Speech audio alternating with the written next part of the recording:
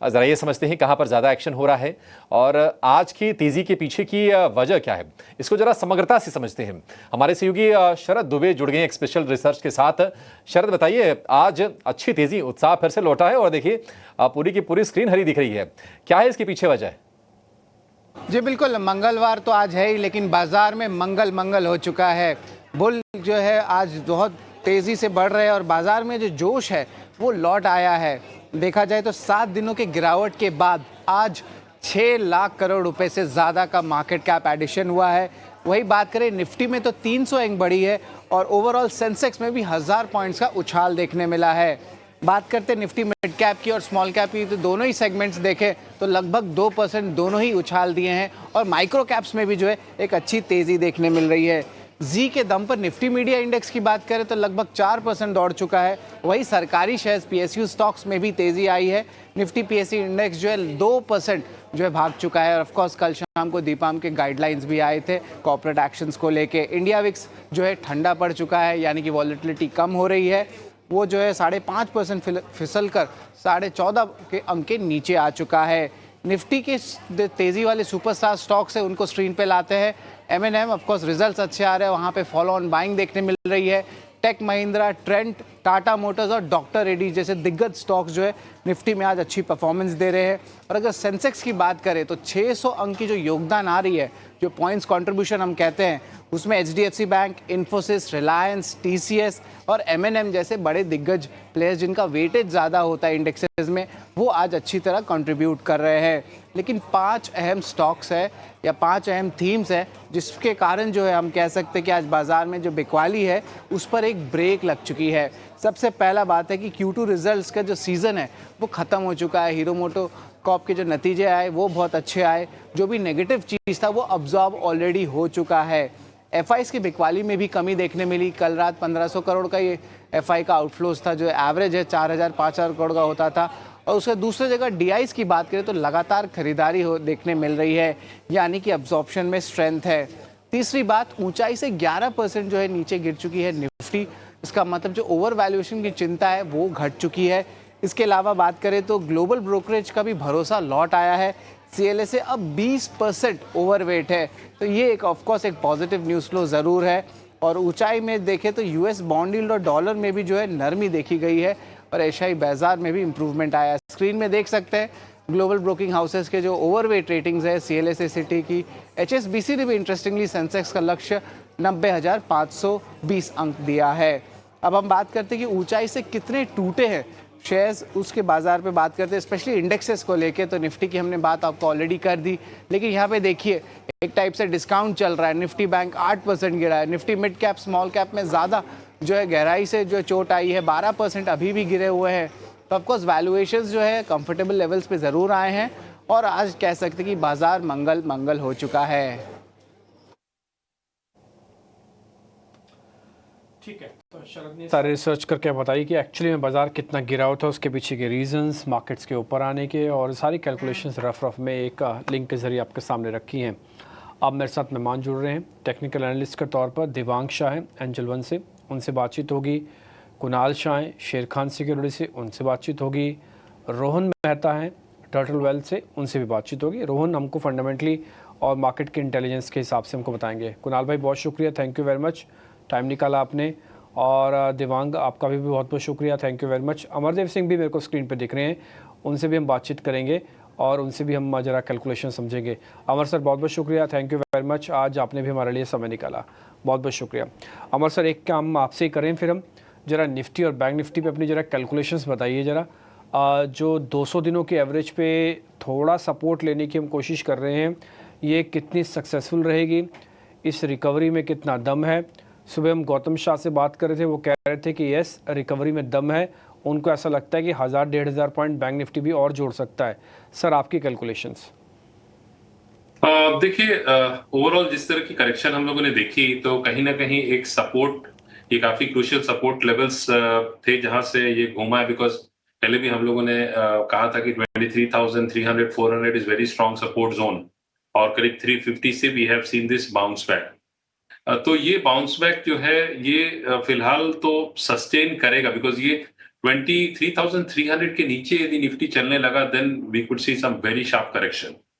और यदि ये अपसाइड में रैली होती है तो somewhere on the upside it has resistance towards the 24,000 level.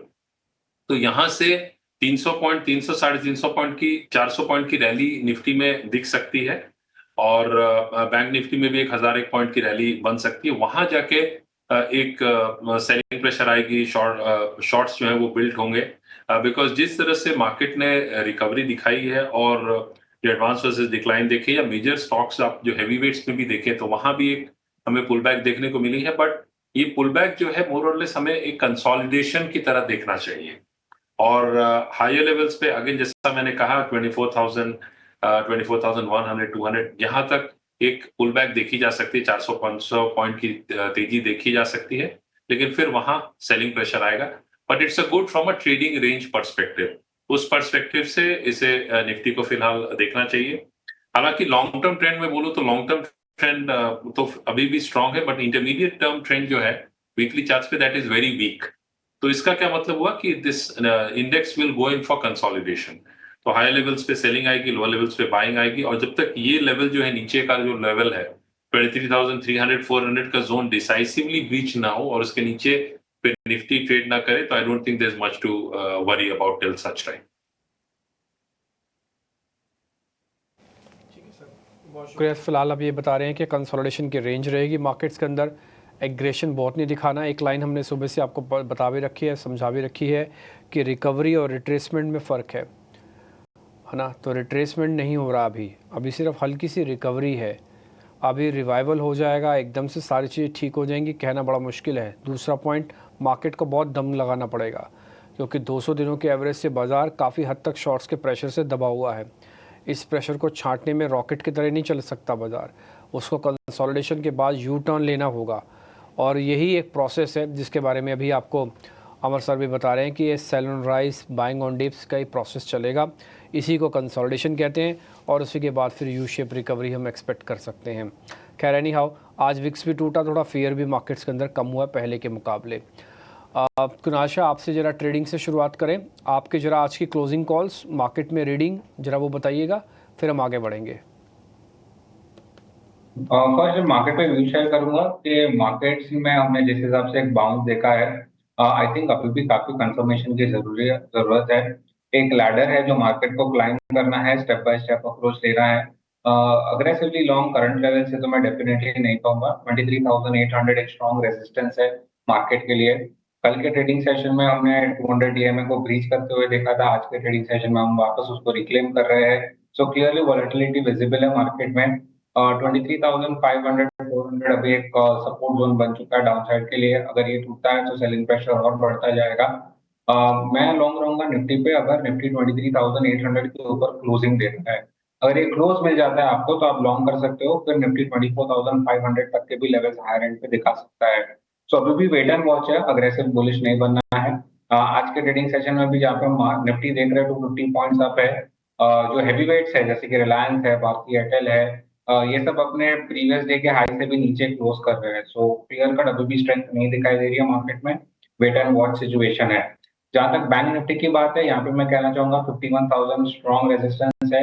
आज पूरा दारोमदार एचडीएफसी बैंक ने उठा के रखा है। अगर आज एचडीएफसी बैंक कंट्रीब्यूट नहीं करता तो शायद बैंक निफ्टी भी लोअर एंड पे शायद फ्लैटिश या थोड़ा बहुत पॉजिटिव रहता।